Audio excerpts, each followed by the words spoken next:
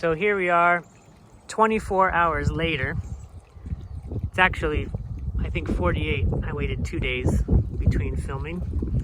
But let's take a look at our soil in the jar. We'll see a couple of things. First, you can see everything that's solid should have settled by now. And you can note the color of the liquid. And if you see anything stuck up here, that's probably like some foam from the soap. And the organic matter, like if you had wood chips or anything else, that tends to float at the top. So the organic matter in the soil over time will settle. So we've got like our little O horizon up in there. And then we see what may look like sand, and then as you go up, these little sizes get smaller. Now a lot of people, what they would do is just try to find some kind of line there, and you might say, well, I see a line right there, so maybe that's my sand. I see a line right there, so maybe that's my silt, and a line up top, maybe that's my clay. But that's not very scientific. We need a better way to try to measure what exactly of this is the sand, silt, or clay. Because it's more of just like a gradient. The big stuff falls first because it's heavy. The little stuff falls last because it's light. So let's go through the method that we can use to try to separate out these particle sizes. So here's what you're going to need to measure. You're going to want to have a stopwatch of some sort. Most people can use their phone because we want to be able to measure 40 seconds and then 30 minutes. We're going to reshake this up and wait for all the material to settle. But before we do, we need to know what is our starting height. And you may or may not be able to tell that this did not settle 100% evenly. That side is a little higher than that side. That's okay. Ideally, you have a ruler of some sort so that you can measure. And you're welcome to use either inches or metric. But for most scientific things, we try to do metric. And remember, the actual measurement is not as important as the percentages. So as long as we're consistent, if you use the same thing to measure, you'll be okay. The other thing you can do is you're gonna need a marker of some sort, or what I'm gonna use, because it's glass, is tape. And after 40 seconds, we'll put a line where the material has fallen. If you do not have a ruler, you're welcome to hold a piece of paper up to the area, and then you'll just put a line where that is. Because remember, we're trying to get percentages, so the actual units for this purpose do not matter. But we need to get a starting height. We want to know how much the total material, so that way we can subtract our different percentages. And because my level is higher on one side and lower on the other, I'm going to take a low measurement and a high measurement, and then I'm going to average. So in this case, I'm going to count all the material that I see, even that top layer. And so I'm going to say that I have there's 4.5, 4.6, 4.7. Now let's measure the other side. And just in reverse there. I see 5.123.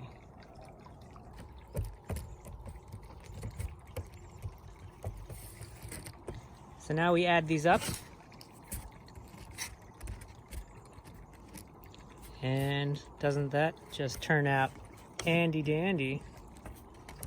10 divided by 2, obviously 5 millimeters. It's a perfect average. And that's a pretty good estimate. I did not necessarily plan for that to be the case, but there we go. These are centimeters, sorry. Centimeters. The decimal is millimeters. 5 centimeters. That's my length. So now we are going to shake this up one more time. Remember, as we shake, we want to make sure we get everything mixed up.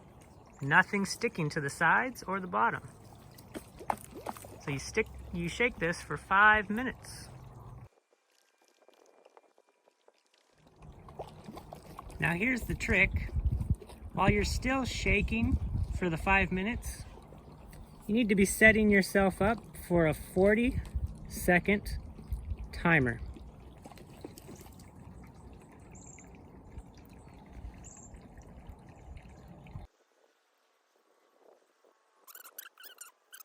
It's building up right here.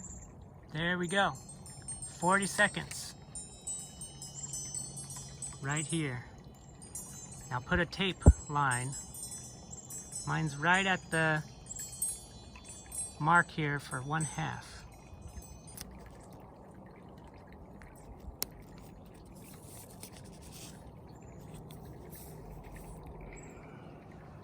So there was my 40-second measurement. And as time goes on, this will continue to settle out. Now we set a second timer for 30 minutes, and we come back and check it in 30 minutes. Okay, here we are 30 minutes later, and so all the silt has settled out. And you can see quite a fine line there on the surface, and luckily it's relatively flat. So I'm going to put tape on that surface and mark where the silt level is, but I'm going to carefully just rotate it and put that level on the back side so that I don't mess up the difference between the front tape line and the back tape line. Accuracy is important, but this is inherently a little bit crude. So there we go. We've got our silt line. We have our sand line. And then everything else that has yet to settle is clay. A little tricky to see the clay particles still floating, but that would take about 24 hours for them to settle. So now we take our measuring and we're going to measure the sand. We have 3.4 centimeters.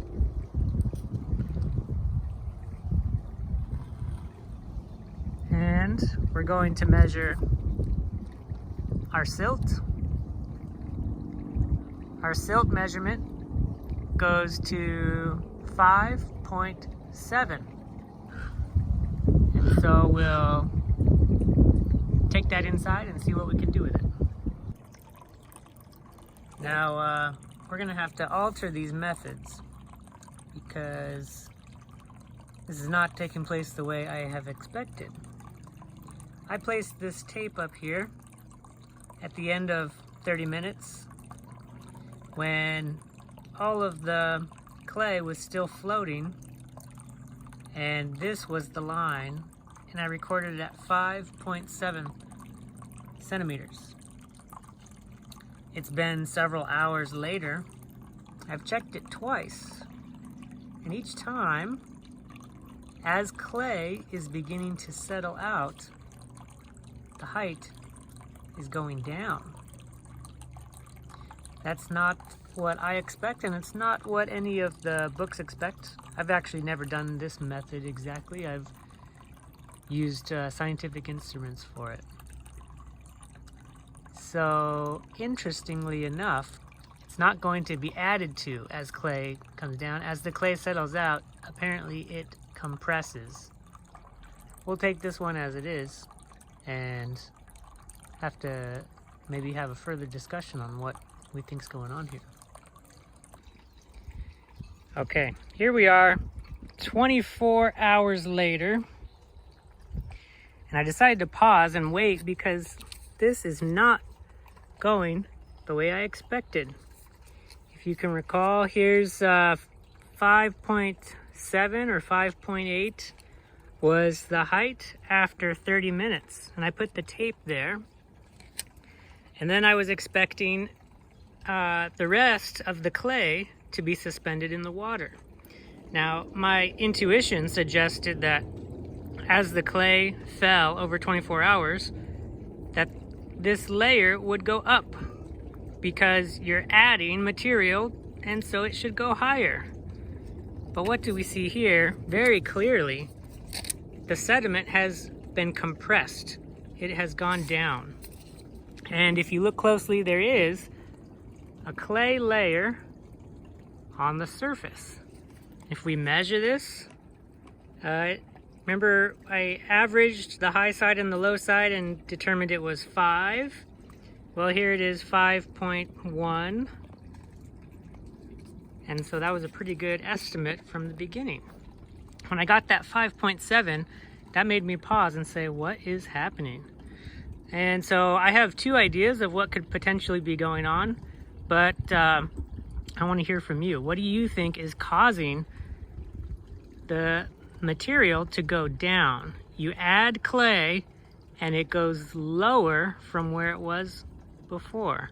It's quite interesting. These methods are a new take on the soil jar test, and everything I've read does not address this issue. So in the comments, tell me what you think is happening here.